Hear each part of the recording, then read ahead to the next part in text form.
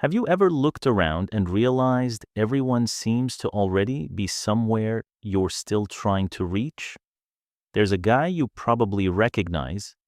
Maybe you see him in the mirror, late 30s, early 40s, not struggling, not broken, but scrolling through LinkedIn, watching the guys he used to sit next to in class announce promotions, acquisitions, the third bedroom upgrade, and something shifts in his chest when he sees it.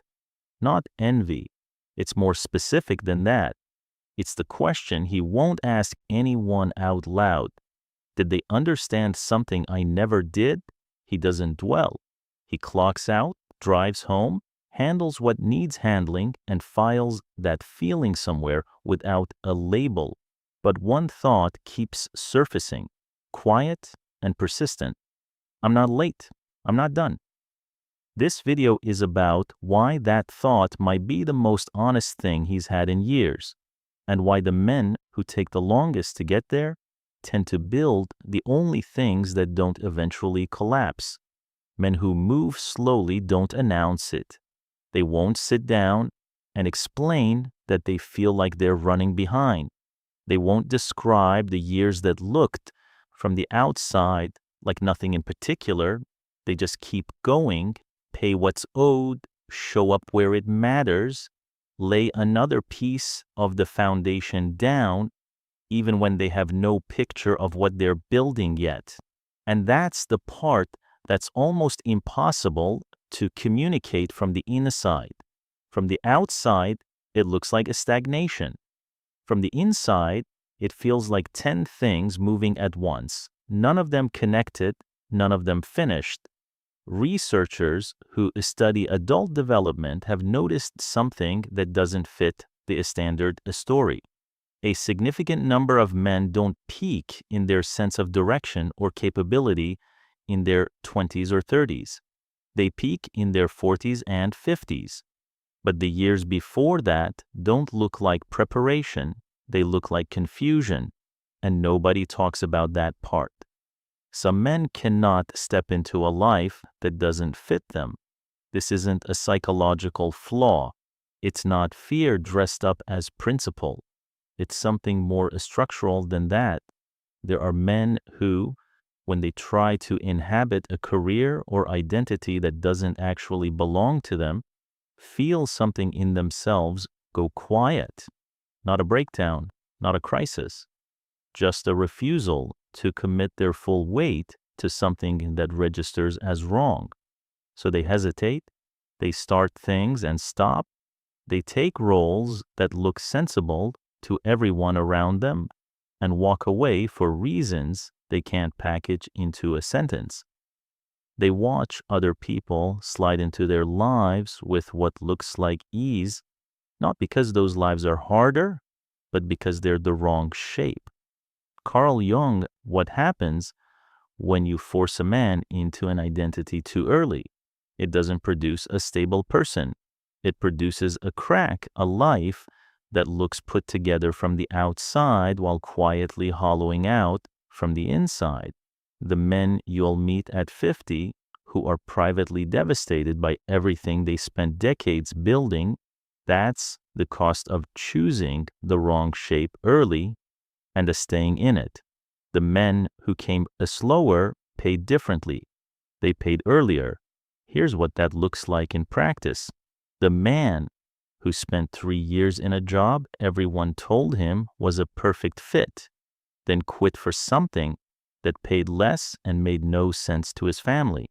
The man who couldn't just pick a direction and hold it the way his friends seemed to do without thinking. He didn't have a good explanation. The lane just didn't fit, and something in him wouldn't pretend otherwise. That's not a broken compass. That's a compass so accurate, it refused to point somewhere false. In your 20s, that's not a gift. It's a specific kind of suffering.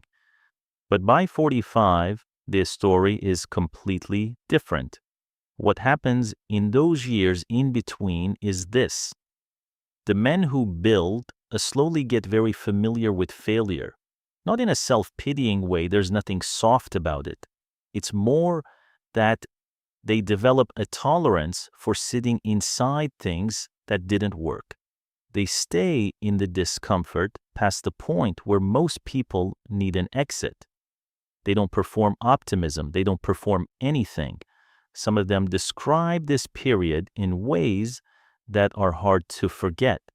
Quitting things, starting things, moving between paths without ever landing on one, knowing clearly and without doubt what they were capable of, but having no answer for why they couldn't build it yet. That gap between what you sense you are and what you've actually produced is one of the loneliest positions a man can occupy. It almost never translates in conversation. You either know it from the inside or you don't. What's harder to see is what that gap is actually doing. It's not emptiness, it's pressure. And given enough time, pressure doesn't just wear things down, it changes the material. Psychologists studying long-term resilience have found something counterintuitive. Men who spent more years failing, more years uncertain, more years living without a clear structure, they don't just endure it. They come out reading situations at a depth most people can't access. Not because they're more intelligent, because they've seen through enough surfaces to stop trusting them. While other men were learning how to win, he was learning the mechanics beneath winning. At 30, that difference is invisible. At 50, it decides everything. Here's the part that gets consistently misread. Men in the middle of this process tend to go quiet, not because nothing is happening, because everything is happening internally, and they don't have a way to show anyone something that isn't built yet. The people around them read that silence as passivity, as a man who ran out of steam, as someone who couldn't figure it out. That reading is almost always wrong. What's actually happening is construction that takes place entirely below the surface. The man working a job that's beneath his capability without making it someone else's burden.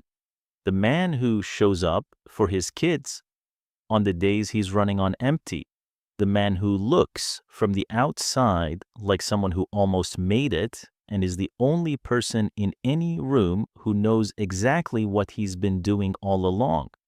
Jung believed that the man built slowly under sustained pressure without a shortcut available carries something that simply cannot be manufactured quickly. Not the performance of confidence, something heavier, a consistency. The same man at work and at home, under observation and when no one is watching, in ordinary moments and under real pressure, that doesn't announce itself, but it registers. The man who speaks less and lands harder when he does. The man whose decisions, when they finally come, are clean not because he was always certain, but because he waited until he actually was. The man who doesn't need to project stability because he spent years constructing it from scratch. But there's a version of this that doesn't end well. It needs to be said directly. Some men go through all of it, the delay, the confusion, the years that looked like nothing, and come out the other side carrying something that ruins everything. They measure themselves against timelines that were never designed for them.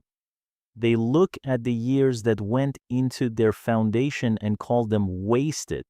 They go quiet in a different way, a low-grade bitterness that calcifies over time into a permanent resentment of their own life. That's the one thing that kills a late arrival. Not the delay, not the failures, not the years of wandering, the story a man tells himself about what those years were. There are men who make it to 65 still measuring themselves against a version of their life that was never available to them, still treating every year that didn't look like progress as evidence of something wrong with them. And there are men who reach that same age and say, for what might be the first time, that they finally feel like themselves. The difference between those two men is not talent, it's not timing, it's the interpretation they chose to put on the delay. The men who actually arrive, and they do arrive, mostly without announcement, make one specific move with their past. They stop treating it as evidence against themselves and start reading it as the record of how they were assembled. Every path that didn't work, ground that needed to be cleared, every year spent enduring something that didn't fit, a stress test on the foundation, every job that felt wrong, proof that an internal compass was functioning, even when it was costing them. That's not a motivational reframe. It's not optimism. It's accuracy. Because from the outside, there's no visible difference between a man who lost a decade and a man who spent a decade building something no one could see yet. The only distinction is what the man himself knows about what was actually happening during those years. Something specific happens to these men in the second half of their lives that is hard to describe from the outside. The urgency disappears. Not the ambition that stays, may be sharper than it's ever been, but the desperate need to prove something, to arrive somewhere before some invisible deadline, to match a schedule that was never posted anywhere, that goes quiet, and what takes its place is something more functional, a deliberateness. Nothing gets wasted. Decisions that used to consume months of internal war become straightforward. The man who couldn't lock onto anything in his 30s starts making choices with a precision that catches people off guard. He's not confident the way early achievers are confident, that bright, brittle certainty that shatters when real pressure arrives. He's something else. He's settled. He completed the internal work that most men only begin when a midlife crisis forces it on them. So when things get hard, and they always get hard, he doesn't lose the thread of who he is. He already mapped that out. That's not something you can shortcut. It comes from years of being the man who kept moving when there was no visible reason to, and building something real out of that.